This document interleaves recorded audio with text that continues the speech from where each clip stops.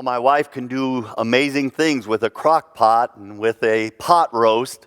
She puts that pot roast down in there, and then she starts adding ingredients. Now, I'm just going to be honest with you. She puts things inside that crock pot that I don't normally like. She puts onions in there. I'm not a big fan of onions. And I asked her, I don't want to eat the onions. And she said, it's in there for flavor. And I'm like, why do I have to have onion flavor? And then she pats me on the cheek and she says, honey, just wait. You're going to like it. And I'm like, and if it were up to me, inside that crock pot would be nothing but meat and gravy. Gravy is a good flavoring. But then she starts adding other things and spices, and she just keeps adding to it, and I'm sitting there cringing, and I keep interrupting. Are you sure you have to put that in there? And again, I get the pat on the cheek. Honey, go away. I got this. There are times when a believer can see something coming at the end that an unbeliever can't see. Oh my goodness. When that meal is done, after it has sat in that crock pot for 6 hours, what comes out of there is so delicious, I would eat my own arm if she would prepare it for me. Yeah, there's something about being able to see that God is at work, even through the moments when we're asked to eat something we don't want to eat, or as Jesus did in the Garden of Gethsemane, have to drink from a cup he didn't want to drink from. What God is doing in our life, even through the moments of pain, even through the moments of struggle, even through those moments of darkness, is so amazing. God is stirring together a life. He is trying to grow us, to shape us. And in the middle of our pain, we want to say, no, I don't want to eat of that. I don't want to drink of that cup. And yet, God is right there saying, no, this will be good for us. This is part of the story of the life of Elijah. We're in a series of sermons on the life of Elijah, and we've been unpacking his life in a great big way, looking at all the things that God was doing in Elijah's life, because later on, James will tell us that Elijah is a man just like us. Let me do a little background real quick here. Let's take a snapshot of the cast in today's drama. First of all, one of the main characters in this whole story is King Ahab. King Ahab has done more evil in the eyes of the Lord than all the kings before him, the Bible tells us. He has allowed idol worship to come down on Israel. And so when you see King Ahab's name and you see him on the stage, you almost want to start booing, boo!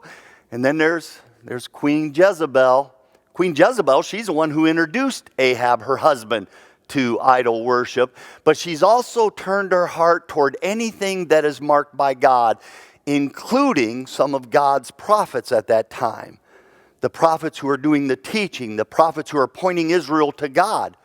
And she is having them killed in mass numbers. You see her hit the stage, and again, it's a series of boos. And then there's this unlikely hero in today's story, Obadiah. Obadiah he's an administrator, kind of a chief of the staff for the king, but he has also taken responsibility to protecting the prophets of God. One shining quality in Obadiah's life is that he feared the Lord. He believed in the God of Israel, and he is a man who is now in a very touchy place. He works for the king, but he's trying to protect the prophets. And so he has put a bunch of them in caves. He's hiding them from Queen Jezebel. And then there is also the hero of the story through this whole thing. It's Elijah. Elijah has been in hiding. Elijah has been off getting prepared for this moment, but he has had enough. It is time to take a stand. He has come out of the darkness. He's ready to face Ahab. This is an odd and unique story.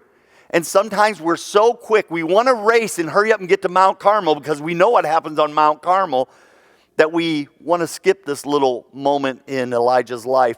This is very, very important for us. Why does God have this story in the Bible? For anyone who's ever felt defeated, for anyone who's ever been discouraged, for anyone who's ever been afraid of their future. Yeah, God sometimes stirs quite a soup for us. I understand that. But what he is preparing is shaping us for something much, much better. So we're in 1 Kings chapter 18, and I'm going to start reading with verse 1. After a long time, in the 3rd year, the word of the Lord came to Elijah. Go, present yourself to Ahab, and I will send rain on the land.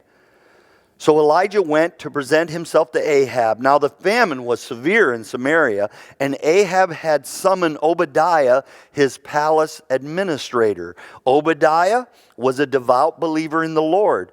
While Jezebel was killing off the Lord's prophets, Obadiah had taken 100 prophets and hidden them in 2 caves, 50 in each, and he had supplied them with food and water. Well, now that was no small feat, was it? Queen Jezebel wants all these prophets killed. Obadiah, who is serving the queen and serving the king, is hiding them behind her back. Boy, you want to think about sleepless nights. You want to talk about risky business. Obadiah was in risky business. I wonder how many times he was afraid for his future. As this story unfolds in 1 Kings 18, we begin to see just how nervous Obadiah really is. Fear is beginning to take over rather than the trust that we see in Elijah. Inside this story, here's this man who has taken responsibility for protecting God's prophets. He's probably moving supplies from the palace to take care of these guys. He has hidden them from the queen, from her evil plan, her wickedness. And yet inside all of this, God is still here. He's still moving. There's a word of the Lord that came to Elijah. Now don't forget, Ahab is being punished in all of this. It's because of Ahab's idolatry that he's being punished. No rain for 3 years. And we're going to see the impact that is having on his kingdom here. Look at verse 5. Ahab had said to Obadiah, "Go through the land to all the springs and valleys. Maybe we can find some grass to keep the horses and mules alive." So they divided the land that they were to cover, Ahab going in one direction, Obadiah in another. Horses and mules were a sign of military strength for a kingdom. King Ahab here, because of the severe drought, because of the starvation, is trying everything he can within his own power to hold his kingdom together. But Ahab has missed the point. The reason there's no rain is because of his sin. And rather than focusing on humbling himself and dealing with his sin and repenting and getting right with God, he has taken matters into his own hand, and now he's out searching. But boy, there's one of the first contrasts. Ahab goes in one direction, Obadiah goes in another. Yeah, Ahab has turned his heart toward idol worship, false God worship, and Obadiah believed in the God of Israel. 2 very important directions. The story continues. As Obadiah was walking along, Elijah met him. Obadiah recognized him, bowed down to the ground, and said, "Is it really you, my lord Elijah?" "Yes," he replied. "Go tell your master, Elijah is here." Yes, I understand that this is building material for that epic contest between Elijah and the prophets of Baal. I know that we're headed toward Mount Carmel, and when you're reading this story, if you know anything about the life of Elijah, you want to hurry up and run to that part of the story, because that's where the power of God is on display for all of us. But in God's wisdom, He asks us to pause in this moment of the story. There's something inside here that He wants to teach us, and it's amazing how often God works through contrast when He's reshaping you and I as well too. And the contrast here, they're plentiful, especially between Ahab and Elijah. Look at a few of them here quickly. The word of the Lord came to Elijah. It was the curse of the Lord that came to Ahab. Ahab had his eyes on the problem. Elijah has his eyes on the Lord. Ahab wants to save his mules and horses. Elijah wants to save the soul of Israel and save God worship. The 3-year famine has not changed Ahab at all, but the 3-year famine has only strengthened Elijah's resolve. And then talking also about contrast, there's some similarities here too. Inside this drama, look at Obadiah and Elijah. Both have a love for the Lord. Both are demonstrating faith and courage. After all, Obadiah is hiding the prophets and Elijah is facing Ahab. Both are accepting a risky mission. But there's one big significant difference here. Elijah is as confident as Obadiah is nervous. All right, remember that I've called this a drama. I referred to these individuals as our cast, but these are real people with real emotions going on. Poor Obadiah, he is just nervous about his future. We'll hear more about him next Sunday. But there's Elijah now who has come out. He says, tell King Ahab, Elijah is here. No more hiding. No more standing behind a curtain. He's taken center stage now, and he is ready to confront this idolatry that Ahab has allowed into his life and that has allowed to come into the country of Israel. No, there's a strong stand here. Problem is that for Ahab and Obadiah, they are so focused on their problem. Elijah is trying to do his best to keep his eyes on the Lord.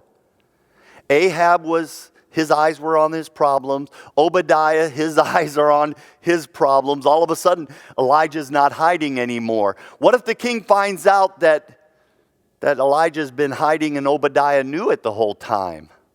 What would happen to poor Obadiah? Something goes wrong in our lives when we begin to overly focus on our circumstances, overly focus on our struggles.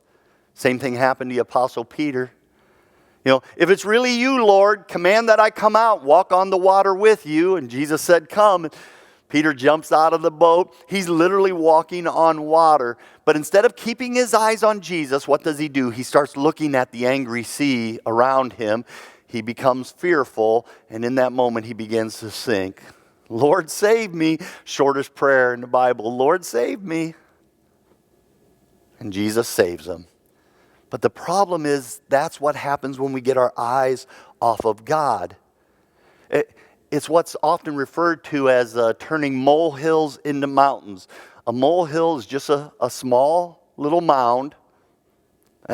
Moles, I'm fighting moles in my yard this summer. You probably are too. They just create these little mounds. But when we start focusing so much on the little mounds, those molehills become mountains in our life. And someone great big like God, because we're not focused on Him, can begin to become smaller in our eyes. For a lot of unbelievers, that's what's happened. They've so over-focused on their life around them that they see God as someone who's very, very small. They wouldn't understand why anyone would put their faith in God. Yeah, same thing happens in Numbers 13. There's a moment there where Israel is on the edge of the promised land. Moses sends in these 12 spies. Go spy out the land so we know what we're up against. The spies come out. 10 of the 12 give a negative report. Oh, the land is vast. The land is big. The cities are fortified. And the people are giants, they said. And we looked like grasshoppers to them. In fact, even in our own eyes, the spies said, we felt like grasshoppers. The opposite of that is Joshua and Caleb. They came back with a positive report. In their minds, in their hearts, they were feeling like if God is with us, then we can do this thing. Of course they could pull this thing off. The problem happens in all of our lives when we begin to over-focus on our problems and under-focus on God. What happens in those moments, our problems begin to get too large and God becomes small. We should be measuring our problems against God. And with God's help, we can do this. We'll get through this time. Why? Because the arm of God is so strong in our life and He loves to be called your Father. Oh, it was years ago, riding in the front seat of my dad's old pickup truck. My dad was an aggressive driver. It's probably where I get a little bit of it. But he would drive aggressively. And listen, back then, very few families used seat belts. My parents didn't use seat belts. And so I'd just sit there in the front seat next to my dad. And then every so often, he'd have to hit the brakes hard, come to a quick stop. And what my dad always did back then was he'd hurry up and throw that arm over across me. You know, it was a little bit of a jolt, sometimes a little bit of a shock, but my dad's arm was strong enough to keep me in that seat. I know experts tell us that, you know, that's not child safety, and I understand what they're communicating. But for all of my childhood, it was enough. My dad's strong arm coming across my body and holding me in place.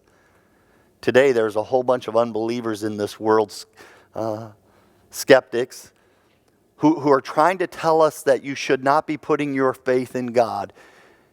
He's not real. His arm's not strong enough. They're wrong. His arm is strong enough. What Joshua and Caleb did is they took all of the calling of marching into the promised land and conquering that. They didn't compare it to themselves like the other 10 spies had done. They were comparing the challenge to God. And with God's help, they could get through this time.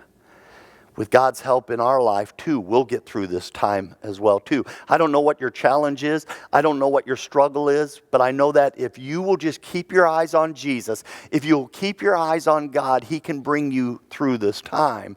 Yeah, we might not like the soup that He's stirring in our life. We might not like some of the things He's allowing to come into our life right now. Some of those things are not kind. Some of those things do not leave a good taste in our mouth. I know some of you are going through that. But what we need to be reminded of today comes out of that little children's song that we learned in junior church. My God is so big, so strong and so mighty, there's nothing my God cannot do. My God is so big, so strong and so mighty, there's nothing my God cannot do. The mountains are His, the rivers are His, the stars are His handiwork too. My God is so big, so strong and so mighty, there's nothing my God cannot do. Yeah, I needed to hear that today, and many of you needed to hear that as well, too. I know you have problems. I know the circumstances can be difficult. Don't over-focus on those. Get your eyes on Jesus. And through that, we just might come through this walking on water. Father in heaven, I ask now your blessing. I ask now that you would reach down and minister to the heart of those who are listening to this sermon. Father, I know that we're in the middle of this COVID-19 thing, and it's still not great. We're wanting our life to return to normal. We haven't quite gotten there yet. We want the old normal to come back, and we're being told we have to accept a new normal. Lord, all of these problems, they are growing. And Father, I don't want to make the mistake today of measuring my problems to me, because they'll become giants and I'll just become a grasshopper.